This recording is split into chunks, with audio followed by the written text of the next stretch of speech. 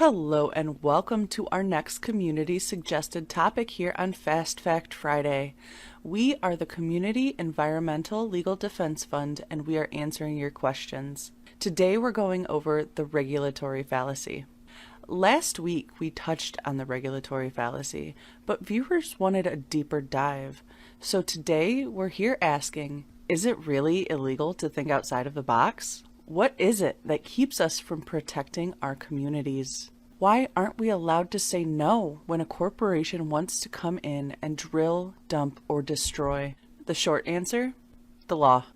A handful of legal doctrines make it illegal for communities to govern on important issues like fracking, factory farms, large-scale infrastructure projects, and commercial water extraction. Many people work hard to create sustainable communities, but these legal doctrines keep us running around in circles. The system of law that is currently in place routinely restricts local lawmaking and pushes back against communities who try to make things safer for its residents. Let's use the issue of fracking, but really you can insert any issue your community faces here. We're going to use it to talk about how these legal doctrines prevent you from acting and protect the industry from citizen opposition. The permitting process and the regulatory laws supposedly enforced by regulatory agencies are often intended to create a sense of protection and objective oversight. We're encouraged to come to the hearing at 7 p.m. if we're opposed to the fracking, but no one bothers to tell us that no matter how harmful fracking is, municipalities cannot ban anything permitted by the state. We sit there and wait our turn. They call our name, and then we present our 3-minute impassioned speech about the risk to community health and community well-being. But in the end, nothing we say is taken into account by the agency when they make the decision to issue the permit. If the application is in order and complete, the permit is issued by the agency.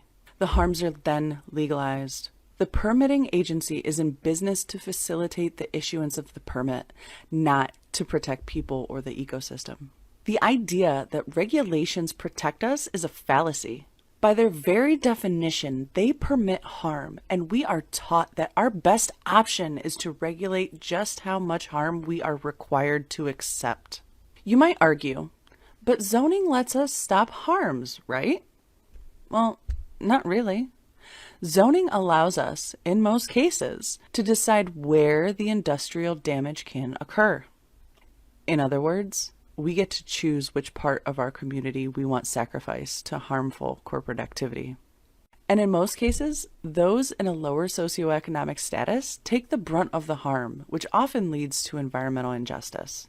While our legal system creates the illusion that we have a democracy, the regulatory fallacy is part of a system that helps to funnel us into a trap where we're told when it comes down to actual governing and creating sustainable communities that we are beyond our authority.